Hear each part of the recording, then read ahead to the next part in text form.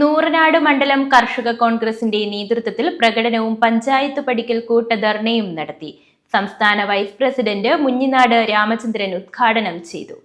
കാർഷിക മേഖലയിലെ ഉൽപാദന ചെലവ് കൂടുകയും ഉൽപാദനം കുറയുകയും ചെയ്യുന്നതാണ് പ്രധാന പ്രശ്നമെന്നും കാർഷികോപകരണങ്ങളുടെ വാടക, കൂലി, രാസവളങ്ങളുടെ വിലയിലെ വർധനവ് എന്നിവ കർഷകരെ വല്ലാതെ ബുദ്ധിമുട്ടിക്കുകയാണെന്നും യോഗം ഉദ്ഘാടനം ചെയ്തുകൊണ്ട് കർഷക കോൺഗ്രസ് സംസ്ഥാന വൈസ് പ്രസിഡന്റ് മുഞ്ഞിനാട് രാമചന്ദ്രൻ പറഞ്ഞു. ഇന്ത്യയിലെ കോർപ്പറേറ്റുകൾക്ക് വേണ്ടി നിലനിൽപ്പിന് വേണ്ടി അവർക്ക് പണം ഉണ്ടാക്കാനുള്ള സാഹചര്യം സൃഷ്ടിക്കാൻ വേണ്ടി കാർഷിക മേഖല തകർക്കുവാൻ ശ്രമിച്ചപ്പോഴാണ് സമരമുഖത്തേക്ക് അവർ കടന്നുപോകുന്നത്. അതുപോലെയാണ് കേരളത്തിലേക്ക് ദുസ്ഥിതിയിലാണ് കേരളത്തിലെ കർഷകരെ സംബന്ധിച്ചിടത്തോളം. കർഷക കോൺഗ്രസ് മണ്ഡലം പ്രസിഡന്റ് രവീന്ദ്രൻ നായർ അധ്യക്ഷത വഹിച്ചു.